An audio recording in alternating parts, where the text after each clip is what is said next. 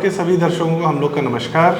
और दीपावली के पावन पर्व के बाद और आज छठ पर्व की बहुत सारी शुभकामनाओं के साथ हम फिर से वापस हैं नई चर्चाओं को लेकर, नए विषयों को लेकर। और अभी हाल फिलहाल में एक बड़ी अभूतपूर्व घटना हुई है। उस घटना का नाम है फिल्म कंतारा। कन्नड़ फिल्म पूरे देश में, पूरी जनताओं, जो भी लोग फिल्म देख रहे हैं, आम जनता के बीच में भी बहुत ज़्यादा चर्चित हो रही है।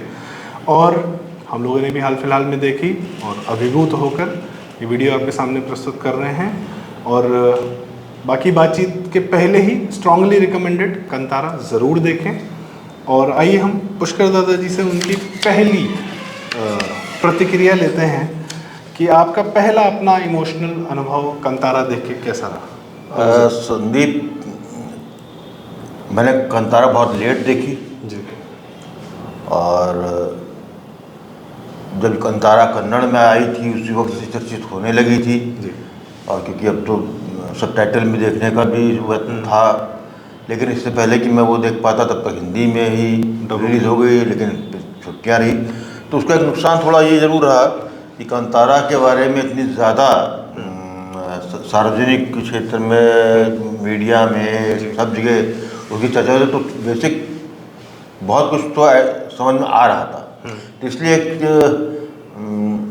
एक एक्सपेक्टेशन लेवल लेकर मैं उस पिक्चर को देखने गया था। और उसकी जो एक कहानी का जो क्रम था वो, तो उसके बारे में सब जानता था, क्योंकि मैं थोड़ा बहुत अंदाज़ा था। और क्योंकि मैं कम पिक्चरें ज़्यादा फिनिकी हो गया हूँ, तो मेरी रिव्यूज़ इतनी आ रही थी, जो जितने लोग बात कर रहे थे वो मेरा जिसमें जो है संतुष्टि मिलती, जिस तरह के सिनेमा को देखने में वो पूरा करती थी, वो हम देखने गए। मुझे इसमें कोई हिचक नहीं है स्वीकारने में कि मैं इस 2 घंटे 2.5 घंटे की इस पिक्चर को जब मैंने देखना चालू किया और एक के बाद चीज़ सामने आती रही, तो जब पिक्चर ख़त्म हुई है उस वक्त तो जो है मैं जो हूँ पूरी दुनिया से कट चुका था। मेरे जीवन में मुझे हाल में तो याद नहीं था, बचपन में वो अलग विषय हो जाएगा, लेकिन इस पिक्चर ये आपको ओन कर लेती है। कम से कम मुझको तो इसने जो है, जैसे कंतारा मेरे अंदर ही आ गया। कंतारा जिस तरीके से उसमें उसके हीरो विजय को जो गुलिका जो है, देव जो है, वो उसको स्पर्श करते हैं, इसी तरीके से कांतारा भी आपको जो है, मुझे, मेरी अंतरात्मा को उसने स्पर्श किया। और जब पिक्चर ख़त्म हुई तो अभिभूत। और ये मैं समझता हूँ कि मेरे लिए कम से कम कांतारा एक फिल्म नहीं है, ये एक घटना है। ये एक हमारी जो सनातन धर्म की पुनर्स्थापना का जो एक चक्र, मैं कुछ समय से बात भी करता रहूँगी, हम उस काल चक्र में है जिसमें पुनर्स्थापना का मार्ग प्रशस्त होता जा रहा है और बढ़ता जा रहा है। आज के 10-20 साल बाद जब इस पर बात होगी तो बहुत ही मैं अड़े विश्वास से कह सकता हूँ कि कंतारा एक मील का पत्थर के रूप में याद की जाएगी। तो ये तो आपका जो पहला अनुभव है, जो कि आप पहली बार देख रहे थे, मैं दूसरी बार देख रहा था। मैंने भी जब पहली बार देखी थी तो we were mesmerised like anything after a long time. एक फिल्म जस्ट मतलब we were into the film, it was our minds were totally into it, our hearts were totally into it. And of course there is a lot जो कि last के 20 minute के बारे में कहा जा रहा है। हम कोशिश करेंगे ज़्यादा हम कहानी के बारे में बात करें, सब कुछ करें, पर दर्शकों को स्पॉइलर ना दें। हाँ, मैं उसकी तो मैं उसको अवॉइड कहानी कर रहा था। हाँ जी, मैं यहाँ पर सिर्फ एक चीज़ और अपने दर्शकों को कहूँगा कि फिल्में होती हैं, फिल्म लोग देखते हैं, बहुत अच्छी अच्छी पिक्चरें होती हैं, आप एक बार देखते हैं, बड़े आप उसमें आप बड़ा ही सेटिस्फाई होके उससे निकलते हैं। लेकिन कंतारा आपको जो है, आपके अंतरात्मा को उस स्तर पर छूती जहाँ पर उस फिल्म के समाप्त होने के बाद आपको जो है उसको कितने मल्टी लेयर पे जी वो आपको जो है छूती है और नए नए डायमेंशन दिखाती है कि वो आपको कंपेल करते हैं कि इसको आप दोबारा देखें। राइट क्योंकि पहली बार में सब कुछ आपका देखा होता है, सब कुछ चल रहा होता है, लेकिन क्योंकि फिल्म इतनी का ऑरा कह लीजिए या फिल्म का प्रभाव इतना शक्तिशाली होता है कि आप जड़वत देखते हैं, आप उस वक्त एक सिनेमैटिक स्टूडेंट सिनेमा के एक छात्र के रूप में उसको नहीं देख पाते। वो एक अनुभव है। जी जैसे कोई चीज़ कृति गढ़ी आती है तो कांतारा बहुत गढ़ी गई चीज़ है, और इसलिए उसके जो प्रोसेस है उसके अंदर जो और जो सबलाइन चीज़ें हैं जिस पर हम घंटों बाद में बात कर सकते हैं, उसके लिए आपको दोबारा जाना पड़ता है थिएटर, ताकि आप उसको जो है फिर उस नज़रिए से भी छू सकें, देख सकें, महसूस कर सकें। जैसा कि आप कह रहे हैं, और हमारे जो हमारी टीम प्रारब्ध के जो फाउंडिंग मेंबर हैं अवनीश शर्मा जी, उन्होंने बड़ा अच्छा एक ट्वीट लिखा कि कांतारा एक फिल्म है जिसको आप पहली बार तो जब देखते हैं तो आप एक जीवन को जीने के लिए देखते हैं, समझने के लिए या एक अनुभव लेने के लिए देखते हैं, और सिनेमा के लिए देखना है तो आप दूसरी बार देखिए। जो कि मेरा सेकेंड व्यूइंग जो वो अनुभव था मेरा, जब दूसरी बार मैंने देखा तो वो अपने आप में एक अलग अनुभव था, क्योंकि फिर हम फिल्म की डिटेलिंग, फिल्म के माइन्यूट चीज़ों को समझ पा रहे थे कि अच्छा जो हो रहा है वो कहाँ हो रहा था, कहाँ से उसको कैसे जोड़ा गया था। पहली बार में तो आप पूरी तरह मिसमराइज हो जाते हैं, उसमें कोई संदेह नहीं है। खैर, तो जैसा कि अब जो कि फिल्म के मेकर हैं ऋषभ शेट्टी जी, उन्होंने फिल्म डायरेक्ट भी की है, लिखी भी है और स्वयं उसमें एक्टिंग भी की है, तो लगता है ऐसे कि जैसे वो इस फिल्म को चारों तरफ से वो गढ़ रहे थे, और मतलब पूरी तरह उनके मन में थी, बहुत कन्विक्शन के साथ बनाई, बहुत ही कन्विक्शन के साथ। देखिए संदीप, बिना कन्विक्शन के इस तरह की कृतियाँ बनती नहीं। जैसे एक बहुत सिनेमा बनाने वालों में और उस वर्ग को जीने वालों में एक है कि आप मास्टरपीस बनाते नहीं हैं, बन जाती है। मास्टरपीस सोच के बनाई हुई पिक्चरें जो हैं नहीं बन पाती। ये कांतारा एक ऐसी फिल्म है कि जो कुछ फिल्मों को तो बरसों लग जाते हैं स्वीकार में कि ये मास्टरपीस थी जी, लेकिन कांतारा एक वो फिल्म है जो कि बहुत शुरुआत से ही जो है, मैं बताऊँ पहले दिन से जो दर्शक निकला होगा वो उसको मास्टरपीस कह के निकला होगा, क्योंकि उसमें सिनेमैटिक वैल्यू के साथ उसमें बहुत एक्स फैक्टर्स हैं जो कि एक फिल्म को मास्टरपीस बनाते हैं। लेकिन मेरे लिए ये मास्टरपीस से भी कुछ थोड़ा आगे जाकर है, क्योंकि ये एक गाथा है, ये गाथा लोकगीत गाथा है, भारतीय गाथा है, भारत की संस्कृति की गाथा है, और उसके साथ समय की गाथा है। और ये एक ऐसी गाथा है जो चिरकाल से अनादिकाल तक की गाथा है। ये हमारे विश्वास की गाथा है, ये हमारे अस्तित्व के होने की गाथा है, हमारे विश्वास, हमारी प्रतिबद्धता, उसकी गाथा।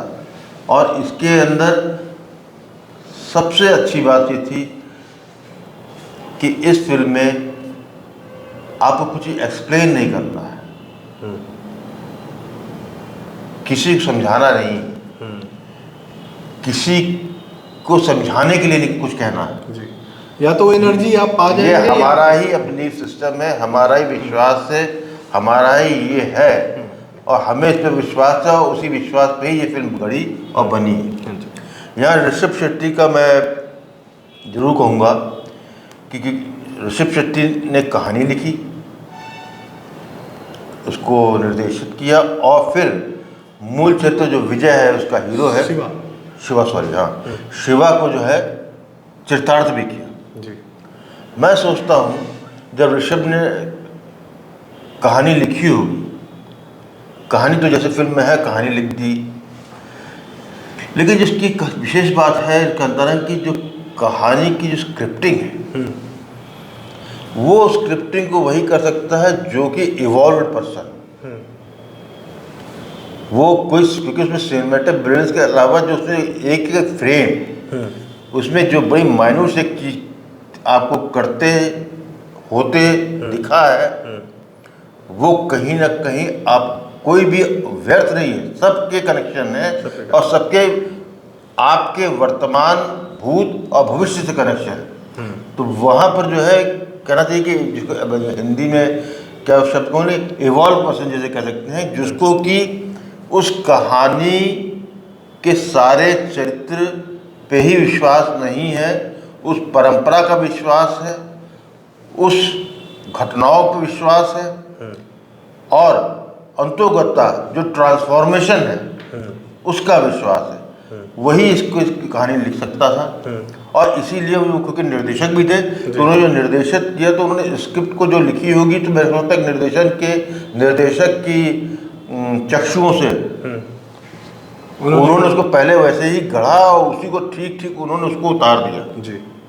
और स्वयं क्योंकि उसके प्रमुख केंद्रीय भूमिका उन्हीं की है, उसको हर पल जिया है।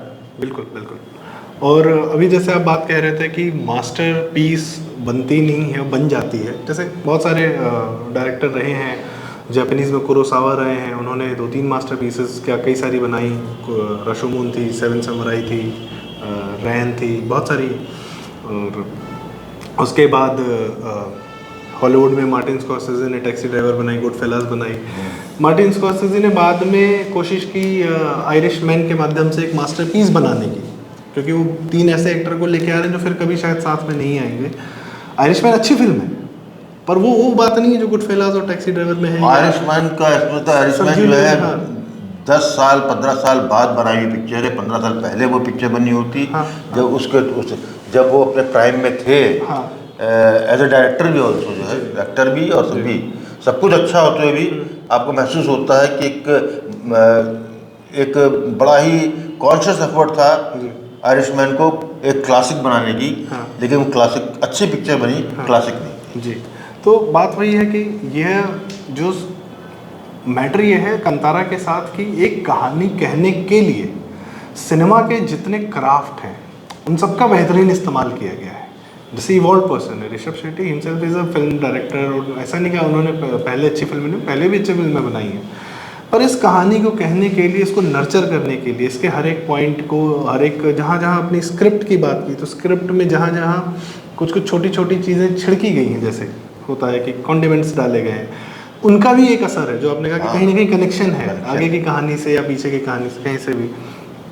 तो सिनेमा के हर क्राफ्ट को का बखूबी इस्तेमाल किया गया कहानी कहने के लिए, और ये इतना बेहतरीन अनुभव रहा कि आपको सिनेमा वाकई में समझने के लिए कि वो क्राफ्ट कैसा रहा, सिनेमेटोग्राफी कैसी थी, म्यूज़िक कितना बेहतरीन था, बैकग्राउंड म्यूज़िक कितना बेहतरीन था, गाने भी बीच में आते हैं तो उतना डिस्टर्ब नहीं करते हैं, प्लस जो साइड कैरेक्टर्स हैं, हमारे साइड के कैरेक्टर्स, मतलब बहुत दिन बाद एक ऐसी फिल्म देखने को मिली जिसमें हर कैरेक्टर ने अपनी एक छाप छोड़ी है।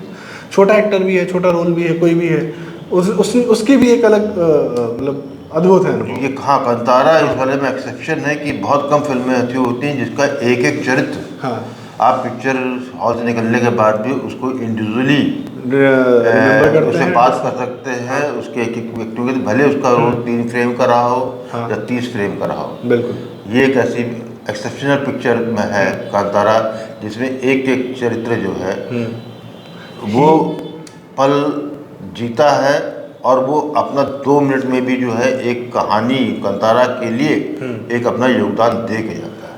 हीरो की साइड में भी कुछ लोग हैं, विलेन के भी साइड में कुछ लोग सभी का है, सबके हैं, लेकिन सबका अपना एक छोटा छोटा रोल है, और बाद में जो थर्ड लोग हैं, फोर्थ लोग हैं, वो सब हर बहुत सारे पर्सपेक्टिव भी हैं। सबसे बड़ी बात, कंतारा उठती है जंगल से, ये स्पॉइलर नहीं है, ये कोई स्पॉइलर नहीं है, बट एक मतलब वो एक एकदम ज़मीन से उठ के ज़मीन की बात कहते हुए, और धरती से आपको, यदि वही है कि अगर आप में धरती से यदि इतना सा भी जुड़ाव है, तो आपको ये फिल्म आपके अंदर बहुत भीतर तक जाएगी, इसमें कोई दो राय नहीं है। रही बात, अभी बात हो रही थी ऋषभ शेट्टी की, हिमसेल्फ ही, अब जैसे एक्टर हैं, उनकी मेकिंग की बहुत सारी इंटरव्यूज़ आ रहे हैं कि उन्होंने कैसे किया, कहाँ किया, क्या सोच के कैसे किया। तो कंबला भी शुरू में दिखाया गया, जो भैंसों की रेस है या बुल के इसके साथ जो दौड़ते हैं, या वो एक वहाँ का भी एक कल्चर है। हम इसमें अभी कुछ बातों को बहुत डेलिबरेटली अवॉइड कर रहे हैं, क्योंकि वो फिर स्पॉइलर के रूप में जाएगा और अनुभव ख़राब नहीं करेगा। मैं फिर भी कह रहा हूँ, यदि आपको कहीं से भी ये पता भी चल जाता है कि कहानी क्या है या एंड क्या है या कुछ भी है, मैं फिर भी कहता हूँ कि इस फिल्म का कोई स्पॉइलर भी इस फिल्म के अनुभव को बर्बाद नहीं कर सकता। नहीं कर सकता। नहीं कर सकता। मैं तो सेकेंड व्यूइंग में मुझे पता था कि क्या होने वाला है, फिर भी मैं again it was all mesmerised. थोड़ी देर में बीच में 2 सेकंड में मैंने देखा कि हॉल में लोगों की क्या प्रतिक्रिया है, सबकी आंखें कान दिल दिमाग सब एक जगह अटका हुआ था। खैर वो एक अलग मैटर है, वो लास्ट के 20 मिनट की बात सोशल मीडिया पे काफ़ी देर से चल रही, लेकिन सबने सर दादा इस फिल्म के चाहने मतलब इज्जत दी है इस फिल्म को कि उन किसी ने ये बात नहीं कही है। मैं बस ये सुन रहा हूँ कि लास्ट के 20 मिनट, लेकिन किसी ने एक बार ये नहीं कहा कि हुआ क्या। वो जानते हैं कि यदि हम कहने को कह सकते हैं, बट बहुत डिलिबरेटली लोग अवॉइड कर रहे हैं कि हम ये बात नहीं करेंगे, क्योंकि हम चाहते हैं कि जनता ये फिल्म देखे और वो अनुभव करे। क्योंकि कांतारा की कहानी सुनने और सुनाने की नहीं है, कांतारा एक अनुभव है। और जहाँ तक आखिरी 20 मिनट की जो है हर व्यक्ति बात करता है, हर व्यक्ति बात कर रहा है, तो इसका मतलब है कि आपकी एक 20 मिनट जो है वो आपको अवचेतन मन से उठा देती है, आपकी चेतना आपकी इंद्रियां सब जागृत कर देती है। आपने शुरू में एक बात कही कि ये फिल्म आपके अंदर कहीं जो है आपके आपने अभी जो कहा कि अंतरात्मा चेतना को भी उठा देती है, और आपके मैं इससे थोड़ा सा एक बात ये अलग से भी कहना चाहूँगा कि हो सकता है कि आपके अंदर अपने आप आपको ना पता हो कि आपके अंदर वो चेतनाएं हैं, वहाँ तक आपको ये फिल्म पहुँचाती है, आपके अंदर और भीतर आपको लेके जाती है। जिस तरीके से कांतारा का हीरो शिवा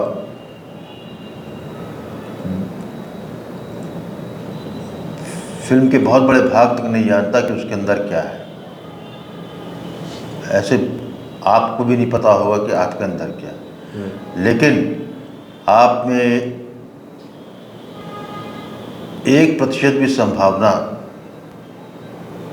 वैदिक सनातन मार्ग पे बने रहने की संभावना होगी, तो मेरा ये दावा है कि कांतारा के वो 20 मिनट आपको उस मार्ग पे ले जाएंगे इस प्रकार। और जो 20 मिनट में नहीं हिल पाया तो समझ लीजिए कि वो व्यक्ति पूरी तरीके से मार्ग से हटा हुआ है, वो सनातनी के मार्ग पे कभी भी नहीं आ सकता। इससे बड़ी बात मैं नहीं कह सकता। जी जी। और आप ऋषभ शेट्टी ने अपने इंटरव्यू में कहा कि उनसे पूछा गया कि ये चूँकि बहुत ही कर्नाटक के कोस्टल बेल्ट के कल्चर और उसको ये फिल्म दर्शाती है दिखाती है, तो क्या उन्हें ये विश्वास था कि ये बाकी जनता तक पहुंच पाएगी या बाकी लोगों को समझा पाएंगे कि हम ये क्या कर रहे हैं, क्यों कर रहे हैं। तो उन्होंने कहा कि the more it is regional the more it is universal. ये उनकी अपनी एक फिलॉसफी रही, और कि जितना आप अपनी रीजन की अपनी बात कहेंगे उतना ज़्यादा यूनिवर्सली वो एक्सेप्ट होती है। भाई यहाँ पर इसको मैं थोड़ा एक्सप्लेन ये करूँगा, तुम जो मैंने ऋषभ का एक तुम्हें बताया था, मैं देख को समझा जी। मैं इसको इस पर्सपेक्टिव देख रहा हूँ कि जिस रीजन की बात कर रहे हैं तो उसमें रीजन में ये भैंस की दौड़, कंबाला, उनका रहन सहन, पहनना पहन, उसके बाद यंत्र, जो उनका जो भूत लोका का जो नृत्य है, वो ट्रेडिशनल लोकलाइज जरूर था, लेकिन जो उसकी केंद्र, जो उसकी कहानी का केंद्र है, जो उसके आस्था विश्वास का जो केंद्र है, जो उसका देव है,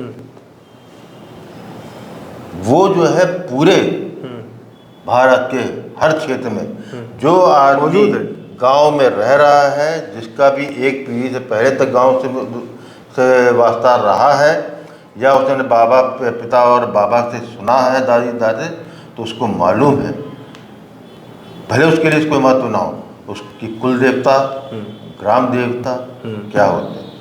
यदि ये है तो कांतारा की यूनिवर्सल अपील कम से कम भारत के स्तर पे पूरी तरह, मैं यहाँ तक कह सकता हूँ कि यदि मुझको जी ये कांतारा वो एक ऐसी फिल्म है, लोग हॉलीवुड की फिल्म या यूरोपियन फिल्म को जो है यहाँ पर इंडियनाइज वर्जन करके बनाते हैं, कांतारा मेरी दृष्टि में पहली फिल्म ऐसी है पूरी तरीके से 100% भारतीय, जिसको मैं एज ए निर्देशक, मैं क्या बहुत से जो है इसको जो है, इसी कहानी को आप ब्राज़ील के अमेज़न जंगलों में, इसी कहानी को आप रेड इंडियन इलाके में, इसी को आप अलास्का में, इसी को आप जो है नॉर्डिक एरिया में, इसी को सेंट्रल एशिया में कहीं भी प्लेस कर सकते हैं।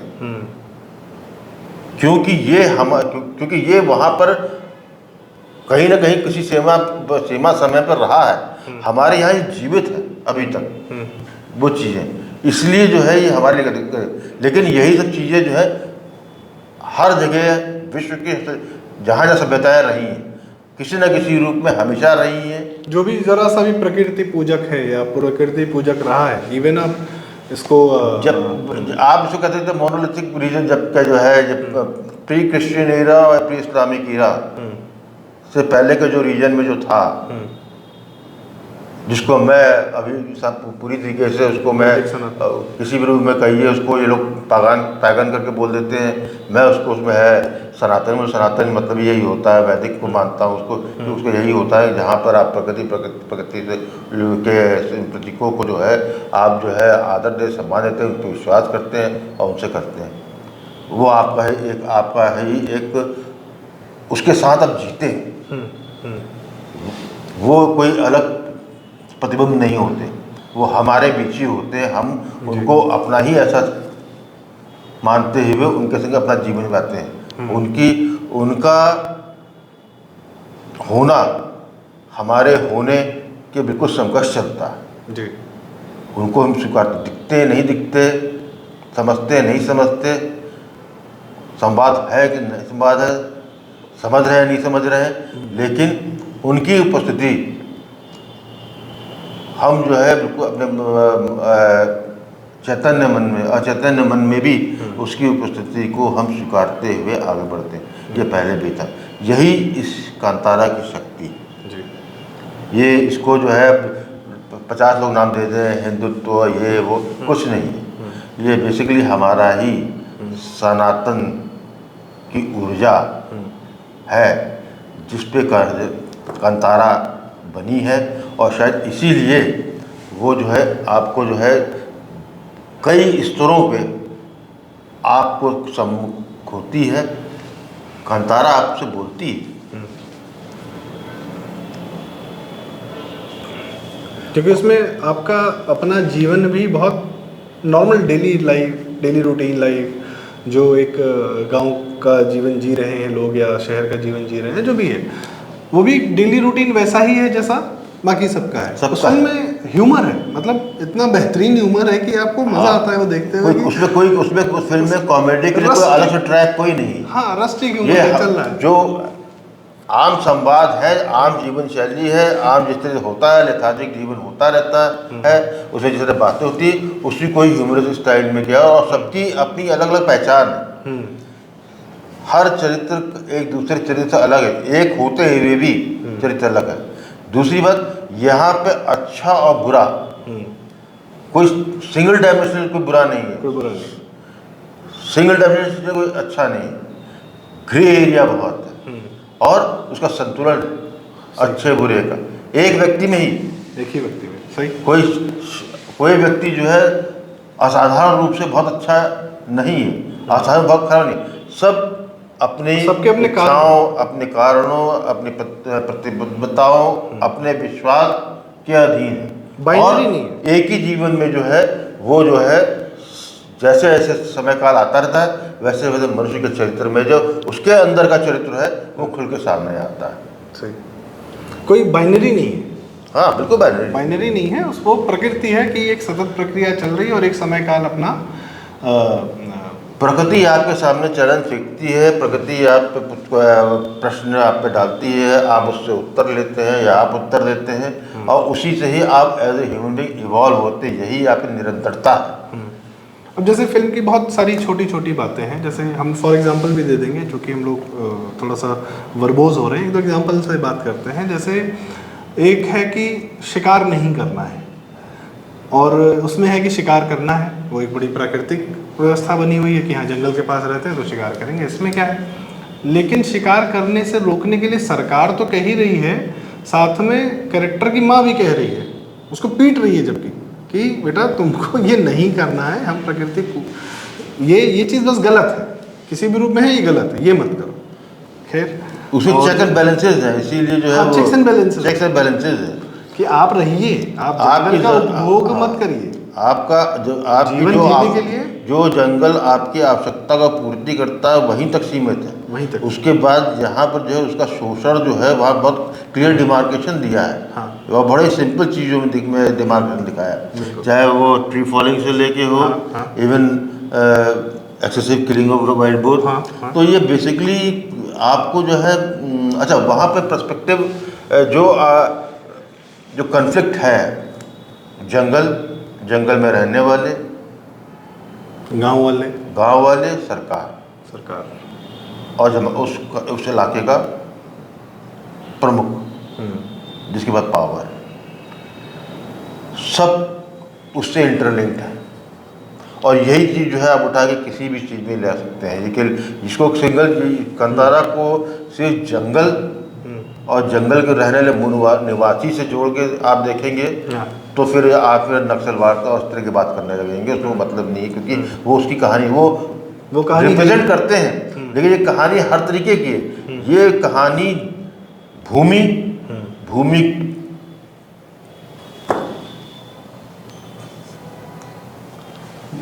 जो उसका जो लोग वहाँ जी रहे हैं, जमीन पे हैं या हाँ, जो उसके जो भूमि के पालक हैं, करिए जब या भूमि पे जहाँ पर नर्सरी उसे रहते आ रहे हैं उनकी वही भूमि है। उनका और समाज में आ रहे बदलाव, समय काल में आ रहे बदलाव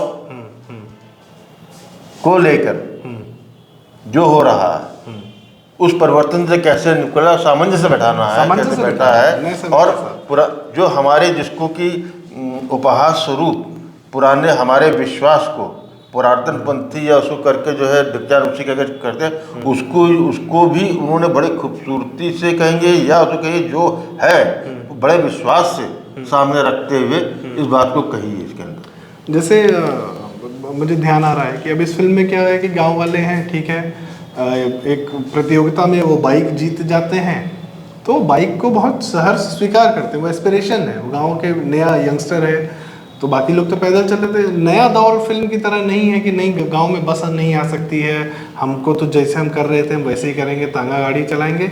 एक वो विरोधाभास नहीं है, एक्सेप्टेंस है, नए बदलते समय के को लेके एक्सेप्टेंस है। पर जहाँ पे विरोध है वो विरोध एक सामने के मतलब फेशियल जो विरोध अपनी अंदर की चीज़ों को लेके है, अपनी परंपराओं को लेकर है कि हाँ यहाँ पे हमारा स्टैंड क्लियर है, यहाँ के आगे आपकी सीमा नहीं लांघ सकते। और इसका कितना अच्छा रिप्रेजेंटेशन है कि स्पॉइलर तो नहीं है कि कुछ लोग एक गांव वाले प्रमुख के घर में अंदर नहीं जाते और प्रमुख गांव वालों के घर के अंदर नहीं जाते। एक बहुत और ये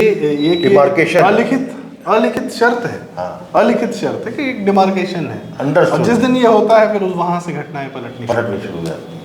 तो ये बहुत माइनर चीजें हैं कि कौन किसके घर में नहीं जाता, मिलते हैं जुलते हैं, सब काम होता है, सारी चीजें, लाइफ चल रही है, पैसे कमा रहे हैं, सब बढ़िया है। पर धीरे धीरे यही कि बहुत छोटी छोटी मतलब वही बात है कि सेकेंड व्यूइंग में फिर मज़ा आता है देख के कि डिटेलिंग कहाँ की गई थी, कैसे किया गया था, किस चीज़ में कहाँ पहले कौन सी स्क्रिप्टिंग की सबसे खास बात यह है कि पहले आपने क्या डाला है और उससे बाद में आप क्या निकालते हैं। और एक कंतारा की बड़ी सबसे खूबसूरती जो है बहुत कम देखने को मिलती है और शायद डेलिब्रेट का शायद उसका एक डेलिब्रेट तो नहीं कहूँगा उसको, मैं कहूँगा कि बिल्कुल उसका सही अंत था। फिल्म जहाँ से शुरू होती वहीं अंत होता है। एग्जैक्टली। ये बहुत मुश्किल रेयर होता है और इस तरीके से करना कि जो शुरू के 15-20 मिनट है और आखिरी के 15-20 मिनट है बिल्कुल वो उसको रेसिप्रोकेट करता है, वो कहीं से भी, जबकि दोनों के समय काल में 140 साल का अंतर है। 140 साल का। लेकिन उसके बाद भी जो है वो समकालीन है, वो सब कुछ बदला। 140 साल में बहुत लोग बदले, आदमी बदला, लेकिन वो नहीं बदला। और वो जो नहीं बदला वो ना पहले बदला है ना वो आगे बदलेगा, क्योंकि वो आगे की भी मैसेजिंग दे के चलेगा कि ये जो है निरंतरता, हमारे विश्वास, हमारे समर्पण और हमारी प्रतिबद्धता, तीनों की निरंतरता, मैं ये मानव की मूलभूत ऊर्जा का जो इतने सृष्टि में चलती रही और आगे चलती रहेगी, उसके कारण को दिखाता है। यही ये हमको अलग करता है दूसरे से। मैं इसको ऐसे भी देखता हूँ कि बदलना भी है और नहीं भी बदलना है। तो क्या बदलना है और क्या नहीं बदलना है, इसमें एक संतुलन बना के हर जनरेशन चलती है और वही सनातन हो जाती है। कहीं अटके नहीं हुए हैं पीछे, नहीं कहीं भविष्य को लेके हम अपने भूत को काटे जा रहे हैं, ऐसा भी नहीं है। बदल भी रहे हैं और नहीं भी बदल रहे हैं। इस पर मैं आखिरी सवाल आपसे पूछूंगा, ज़्यादा लंबा हो गया, कि ये फिल्म बहुत लोगों को बहुत ज़्यादा टच कर रही है, पहली चीज़। प्लस जो आप ये देख रहे हैं कि अगर ये किसी और समय काल में ये फिल्म रिलीज़ हुई होती तो शायद आज उसके साथ में बॉलीवुड की 2 फिल्में रिलीज़ हुई हैं, थैंक गॉड और राम सेतु। राम सेतु अपने आप में यह था कि बॉलीवुड को रिवाइव करने के लिए बॉलीवुड अपना ट्रैक चेंज कर रहा है, वो राम जी पे फिल्में बना रहा है या उससे जुड़े कंसेप्ट्स पे बना रहा है। वो फिल्म में और अक्षय कुमार और अजय देवगन जैसे बड़े लोग बड़ी फिल्में लेके आ रहे हैं और दिवाली पर लेके आ रहे हैं। दिवाली जबकि बॉलीवुड का सबसे बड़ा सीजन होता है। ये दोनों हॉल खाली हैं और लखनऊ में हम देख रहे हैं और लखनऊ में कंतारा 80% फुल जा रही है और बाकी ये दोनों हॉल खाली जा रहे हैं। तो किसी अन्य समय काल में यदि ये फिल्म आई होती तो शायद इसको अंधविश्वास बोल के या कुछ भी बोल के या बहुत सारे लेबल चिपका के देखो खारिज कर दिया गया होता। लेकिन आज यह कोई कर ही नहीं रहा है, सारी जनता इसको ओन कर रही है। जिसको भी इस फिल्म में टच किया है वो कहीं का हो, डजेंट मैटर। हम तो सोशल मीडिया पे इट्स ऑल ओवर, हमें कहने की ज़रूरत नहीं है, वर्ल्ड ओवर, चाहे भारत में भी हर जगह, ना सिर्फ साउथ इंडिया बल्कि नॉर्थ इंडिया, गुजरात, हिमाचल, दिल्ली, हम लखनऊ में और भी दोस्त यार सब जहाँ जैसे देख रहे हैं, वर्ल्ड ओवर जो देख रहा है वो कह रहा है कि हम इसको ओन करते हैं। This is what we are. ये उस लेवल पे टच कर रही है कि हमको ये कंतारा डिस्कस करने का हमें इतना ज़्यादा अंदर से आ रहा था कि हम इस पर बैठें, इस पर चर्चा करें, इस पर बात करें, अपने दर्शकों को भी बताएं कि व्हाट ये हुआ क्या है। तो इस समय काल में इसका आना, इस पर आपकी एक आखिरी टिप्पणी लेकर। जहाँ पे मैंने भी बहुत वीडियो की शुरुआत में बात कही थी मैंने जी कि आज से 15, 20, 30 साल बाद जब हम पीछे उस ज़माने के रिसर्चर या इंटेलेक्चुअल क्लास इस समय रिवाइवल ऑफ सनातन या पुनर्स्थापना और सनातन की बात पे चर्चा करेंगे, तब कांतारा एक मील के पत्थर के रूप में याद की जाएगी। कांतारा इस समय ही आ सकती थी, क्योंकि इसको जो है मैं इसको कैसे एक्सप्लेन करूं, ये कह सकते हैं कि जो पिछले कुछ वर्षों से हो रहा है और जो जरा भी जिसने अपने चारों तरफ अपने वातावरण को, सारी इंद्रियों को खोल के और उसको ग्रहण करने के, उस वातावरण को पकड़ने की कोशिश की है, तो उसको समझ में आ रहा है कि हम सनातन के पुनर्स्थापना के काल के यात्री हैं। और जब किसी चीज़ की पुनर्स्थापना होती है तो फिर उसी का ही जो है विभिन्न रूप में चीज़ें सामने आती हैं।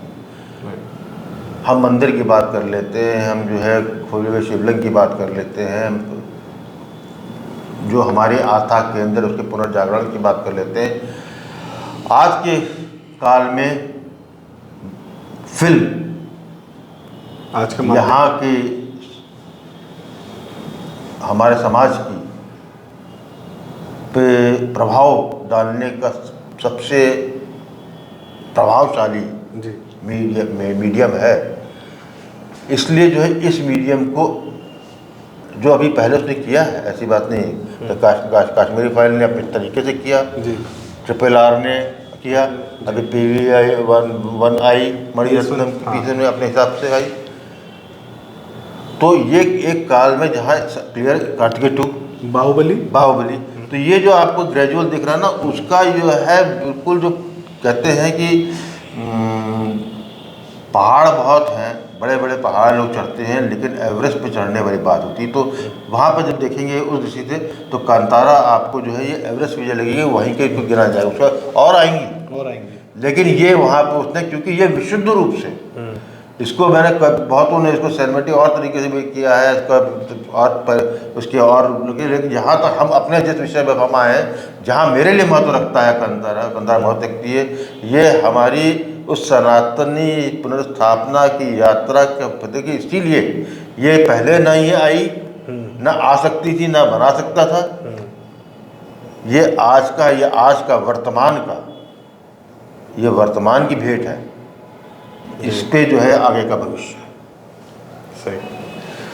तो आज की इस कांतारा फिल्म की चर्चा के साथ, और इस पे भी सिनेमैटिक एंगल पे भी बहुत बात होगी, it's not just a one video affair, और इसके सिनेमैटिक अभी इसके तो कंटेंट पे, इसके एक्सपीरियंस पे, इससे जो निकल रहा है, इसका जो भूत भविष्य और वर्तमान के साथ जो संबंध है, अभी इस पे बात हो रही है। इसके तकनीकी पक्ष और इस पे बैकग्राउंड म्यूजिक, ओह क्या बैकग्राउंड म्यूजिक, क्या ह्यूमर, क्या कॉमेडी, क्या स्क्रिप्टिंग, क्या परफॉर्मेंस अलग ही विषय है, वो अलग है सिनेमैटिक। आज तो मेरे लिए कंतारा सिर्फ इसीलिए कि एक व्यक्ति के रूप में आपकी आत्मा को कहाँ तक छूती है, झकझोरती, कहाँ तक आपको जो है जागृत करती है, कांतारा कहाँ आपको अपनी जड़ों को ले आती है। कांतारा जहाँ जिनको कुछ नहीं मालूम, आज वो बच्चे जो हैं अपने बाप से जो है कुल देवता, ग्राम देवता की बात कर रहे हैं, पूछ रहे हैं, जिसपे कि पहले बाप बताने में शर्माता था अपने बच्चों को कि क्या, कोई खुद ही कंफ्यूज आदमी था, खुद ही चढ़े कट काटे बैठा,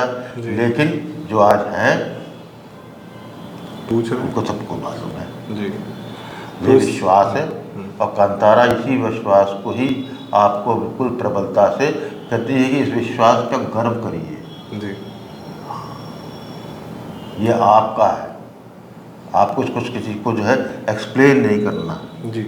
ये हमारा है, हमारी है, ये हमारी पुकार है, इसको हम ही को सुनना है और हम ही सुन सकते हैं। बिल्कुल सही। अब इससे ज़्यादा मेरे पास शब्द भी नहीं है कहने को। तो यदि आपको हमारा ये वीडियो पसंद आया, कृपया इसे लाइक करें, शेयर करें, सब्सक्राइब करें, और कंतारा के साथ दिवाली के बाद, छठ पर्व के बाद अन्य विषयों के साथ हम फिर से लगातार आते रहेंगे। बहुत बहुत धन्यवाद। नमस्कार।